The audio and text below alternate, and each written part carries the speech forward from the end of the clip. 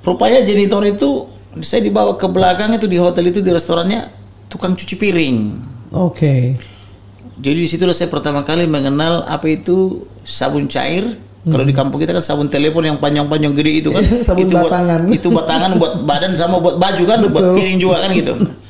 Kemudian di kampung kita kan sabun kelapa sama apa itu yang serbuk-serbuk itu ya. Tapi di situ rupanya ada spon, abu gosok itu. Abu gosok masih ada tuh di Kemangnya. Rupanya di sana itu mencuci piring dengan spons ya. Spon. Wah, hebat juga nih. Maka saya cuci piring ini tapi nggak terasa berurai air mata. Saya berurai mata karena waktu di kampung itu kan kita tidak mencuci piring karena laki-laki. Itu kan pekerjaan perempuan. Ya.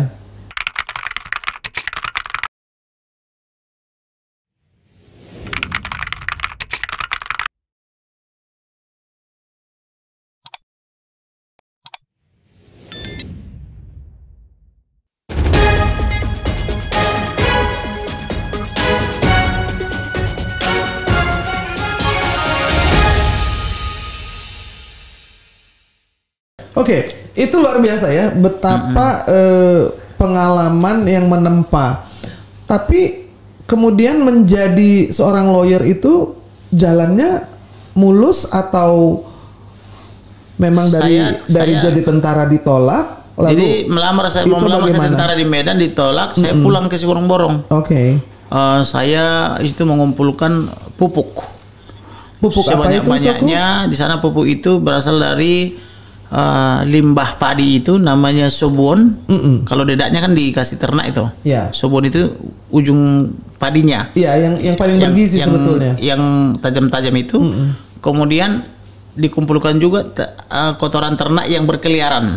Kuda ya, apa namanya itu ya? Ayam, sapi. Bukan apa namanya itu, kerbau misalnya gitu ya. Yeah. Jadi tiap pagi kan kita pungut itu campur ke rumput-rumput apa tadi itu. Nah, buat pupuk. Jadi saya waktu itu berencana mau nanam kopi sama cabai untuk supaya ada bahan untuk bisa kuliah.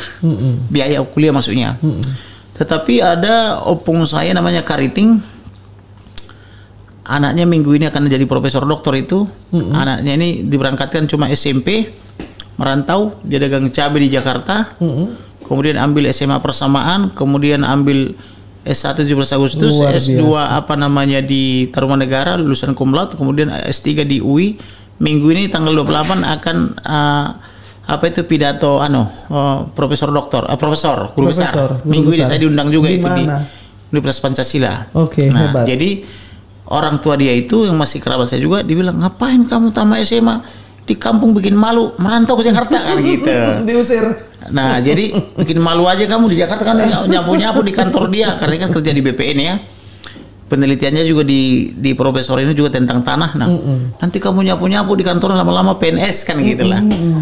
Maka tahun berapa itu? 92. Tahun 1992. Nah, 92, maka saya merantau dengan modal 60.000 naik makmur. Perusahaannya bisnya Mampar Sutapia itu. Oke. Ongkosnya 55.000, sisanya 55 buat makan di jalan. Yang 5.000 itu. Waktu itu makan memang 500 rupiah udah nasi padang itu. Bisa makan 10 kali ya? Nasi padang jadi bisa makan 10 kali. Jadi, tapi kalau kita makan di warteg misalnya, itu lebih murah lagi 250 sampai 300. Bisa 20 kali makan ya? Kan gitu. Walaupun sisanya 5.000. Nah, jadi saya sampai di Jalan Pemuda Jakarta Timur. Kemudian pergi ke rumah om saya ini yang sekarang sudah profesor doktor itu. Saya dimarahin. Sebab?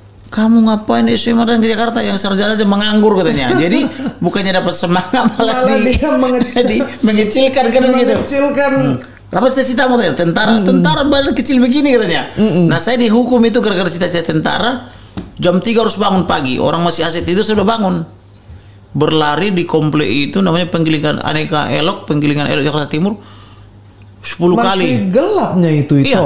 Jadi jam 3 saya sudah berlari sampai jam 5. 2 jam. Keliling komplek itu. Karena katanya tentara itu harus bisa berlari, jogging kan gitu. Ternyata tidak pernah didaftar. Akhirnya setelah beberapa minggu di situ, saya pergi ikut berdagang kaki lima di kolong jembatan Klender. Apa yang itu dagangkan? Maka sejak saat itu disitulah saya jadi gembel itu, tidak punya rumah, tidak punya apa-apa. tinggal di kolong jembatan itu, yang tadinya kulit putih sudah berubah jadi burik-burik kan begitu, karena tidak punya hitam, rumah, tidak punya apa-apa, jadi siang malam di kolong itu, di kolong jembatan. Di kolong jembatan itu. Tetapi untuk menghibur diri saya katakan, kita ini orang hebat. Rumah kita bisa dilewati mobil di atas. Lim Siliong aja belum tentu, waktu itu zaman itu yang terkaya itu Lim Siliong kan gitu. Belum tentu lewat mobil di atas rumahnya kan gitu ya, atapnya kan gitu. Kita lewat nih kan gitu. Tapi malam-malam kita digerayangi bencong Di bawah jembatan. di bawah jembatan ini karena dikira punya duit kan gitu. Ternyata dompet kita sudah kita titip ke tukang sayur, karena malam hari itu kan tukang sayur begadang. Siang hari dia tidur supaya kan, aman, gitu. Supaya tidak lagi tidur dicuri orang ya. Jadi ketika tidur beralasan koran atau apa namanya itu apa triplek itu. Jadi itu tidur di atas triplex di bawah jembatan. Ya. Nah, terus baju berapa lama itu ku? 3 bulan. Jadi nyuci baju di rel kereta api, ada stasiun kereta di situ Klender. Kita jemur di pinggir rel itu karena ada besi-besinya itu. Kadang belum kering udah hilang. Terus kemudian kalau menyetrika kan nggak ada setrika atau nggak ada listrik ya. Nah, kita lipat dia rapi, ditimpa dengan triplek, kita tidurin. Jadi ketika pagi-pagi kita bangun udah seperti disetrika. Kan gitu. Ini itu cerita simpel tertawa, tadi saya dengar harus tidur di bawah jembatan, harus pakai triplex, itu saya sampai berkaca-kaca mata saya. Terus cita-cita untuk menjadi lawyer itu bagaimana? Jadi dari situ saya waktu itu setelah berdagang kaki lima, suatu ketika kena razia. Maka disitalah semua dagangan itu karena dianggap itu pedagang ilegal, dibakar semua itu sama garnison, iya, gabungan polisi, terantip dan tentara. Jadi dianggap itu kita dagang di kolong itu kan illegal trading kan gitu. Karena alasannya waktu itu alasannya Pak Harto mau lewat ke Pondok Kopi, jadi harus rapi. Pembersihan. Apa yang itu jual di bawah jembatan? Dompet, terus sabun cuci merek Eterna waktu itu pertama kali keluar. Sabun cuci. Modalnya itu 250, jual 500. Oke. Nah, kemudian gembok-gembok telepon yang kayak warna emas itu. Itu modalnya katakanlah 200, bisa jual 500 sampai 1.000 rupiah. Jadi setiap hari ada uang? Ada aja. Jadi kita pagi-pagi jam 5 sudah dagang bersama tukang sayur, tutup jam 9 pagi. Kemudian buka lagi nanti jam 5 sore, tutup jam 9 malam. Jadi 2 kali sehari. Oke. Pada saat itu ke Jakarta ada saudara lain atau cuma sendiri? Sendiri? Iya. Single fighter? Single fighter. Mama tahu kalau itu tinggal di bawah jembatan? Tidak dikasih tahu. Tidak dikasih tahu. Tetapi walaupun saya di kolong jembatan itu saya kirim uang terus. Luar biasa. 5.000, 10.000, jadi mereka tidak tahu penderitaan kita. Jadi ada dapat duit sedikit, keuntungan dikirim melalui pos, namanya Wesel, yang menerima adik-adik sekolah. Jadi saya begitu lulus, saya bahkan belum lulus sekolah SMP SMA sudah memberikan uang terus kepada orang tua. Iya. Nah, apalagi setelah lulus tidak pernah memberitahu penderitaan itu, tapi terus kirim uang. Karena supaya bisa sekolah adik-adik, karena adik saya masih ada 4 orang lagi. Perempuan semua. Iya. Kan gitu.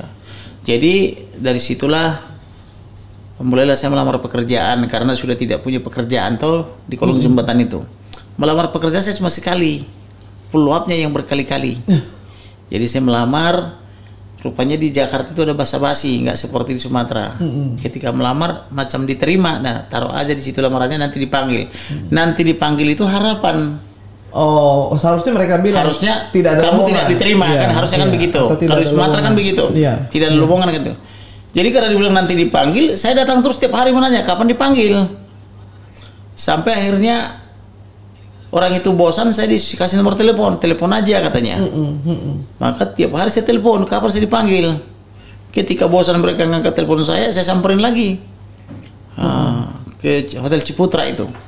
Pas grand opening 92-93. Itu dulu sarangnya bencong itu, alamannya itu. Tapi setelah jadi hotel, jadi bencongnya mutasi kan gitu. Itu yang di Slipi. Grogol. Di Grogol ya? Oke. Yang ada Taruman Negara segala macam. Dulu tuh masih semak belukar dulu, tahun 92. Itu berubah jadi hotel, kemudian jadi kampus dan semua jadi rapi kan gitu kan. Akhirnya karena nggak diangkat lagi teleponnya, saya datangin lagi. Ternyata nggak di kantor dia manajernya. Saya tanya alamat rumahnya di mana, di Dr. Sulo 3 katanya. Maka saya jumpai ke Dr. Sulo 3. Rupanya tidak ada di rumah, adanya istrinya pakai daster gitu kan. Orang Chinese tuh. Ada apa dek? Kata dia pun nggak berani membukakan pintu toh. Iya, Bu, saya melamar pekerjaan nggak dipanggil-panggil kan gitu. Siapa namanya? Kamarudin Hendra Simanjuntak itu. Ya udah, nanti besok datang lagi ke kantor ya, saya kasih tahu sama suami saya katanya. Besoknya saya datang dimarahin sama suaminya. Kamu tuh melamar kerjaan kok ngotot banget sampai ke rumah katanya. Sampai ketemu istrinya pakai datang. Akhirnya dikasih kerjaan. Akhirnya kamu bisa apa katanya? Saya bisa belajar gitu. Mau janitor katanya. Saya bahasa Indonesia aja belum lulus. Bagaimana mengerti janitor kan? Ya. Tapi iya saja. Jadi saya sudah mendengar perkataan Ustadz di Masjid Al-Makmur dekat kolong jembatan Klender Jakarta Timur. Sering mengatakan halal kan gitu. Apa saja yang penting halal kan gitu. Apa saja yang penting halal. Maka saya ucapkan kata-kata Ustadz ini. Apa saja Pak yang penting halal kan gitu. Karena sering saya dengar itu ceramah karena saya tinggal di kolong jembatan itu. Jadi rupanya janitor itu saya dibawa ke belakang itu di hotel itu, di restorannya tukang cuci piring. Oke. Jadi disitulah saya pertama kali mengenal apa itu sabun cair. Kalau di kampung kita kan sabun telepon yang panjang-panjang gede itu kan. Sabun itu batangan. Itu batangan buat badan sama buat baju kan, buat piring juga kan gitu. Kemudian di kampung kita kan sabuk kelapa sama apa itu yang serbuk-serbuk itu ya. Tapi di situ rupanya ada spon. Abu gosok gitu. Abu gosok masih ada tuh di Kemangnya. Rupanya di sana itu pakai mencuci piring dengan spons ya. Spon. Wah, hebat juga nih. Maka saya cuci piring ini tapi nggak terasa berurai air mata. Saya berurai mata karena waktu di kampung itu kan kita tidak mencuci piring karena laki-laki. Itu kan pekerjaan perempuan. Ya. Nah, itu pekerjaan perempuan. Kalau orang Batak kan, bagi orang Batak itu pekerjaan perempuan. Nah, ini kok jadi pekerjaan perempuan.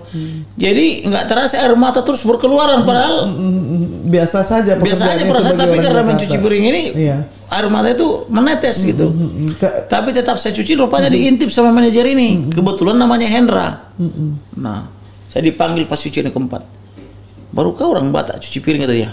Loh, kok Bapak tahu? Saya bilang. Saya juga orang Batak katanya. Kau kan Cina, masa kau orang Batak? Bilang. Mama tanya saya lihat cipit kan.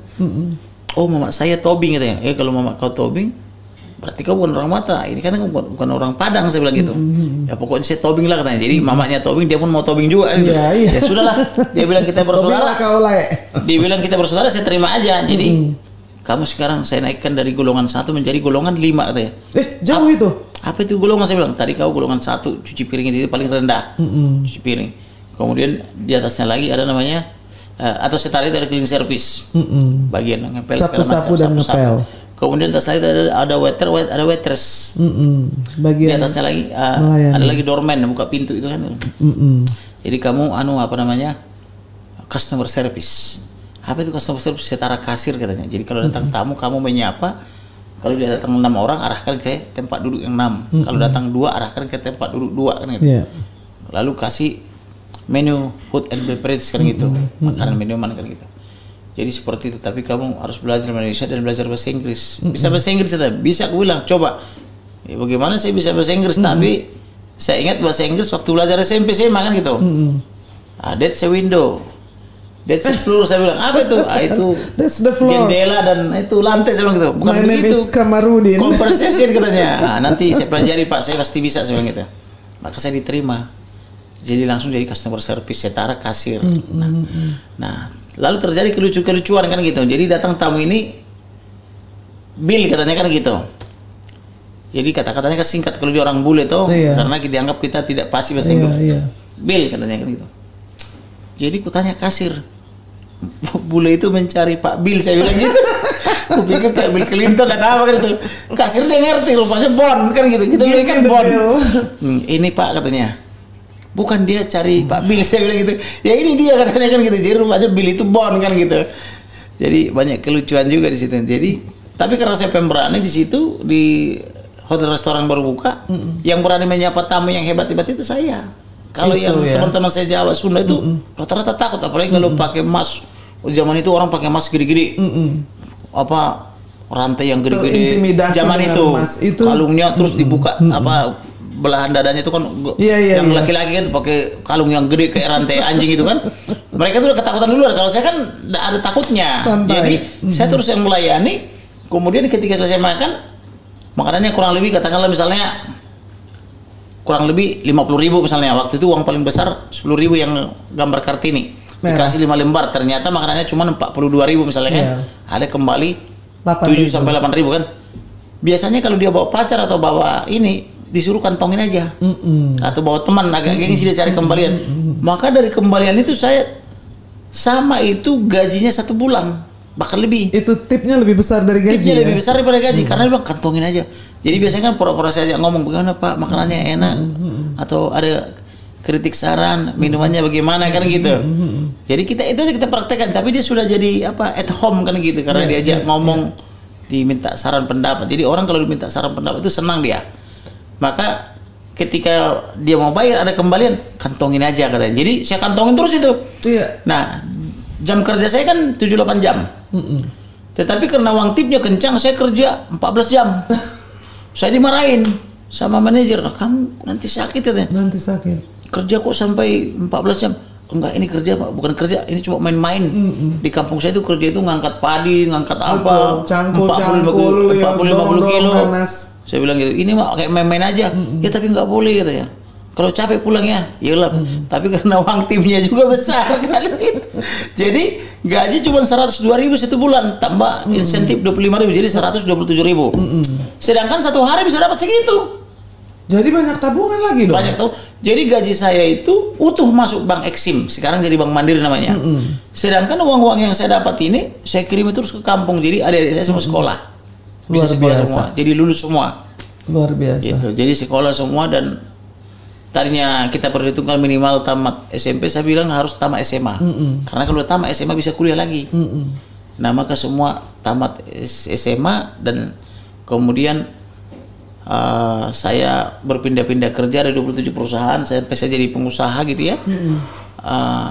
Saya sekolahkan mereka jadi sarjana-sarjana. Kemudian bahkan saya kawinkan atau saya nikahkan mereka. Itu tanggung jawab orang itu sebetulnya. Bahkan ada yang saya beliin kayak rumahnya gitu atau apa.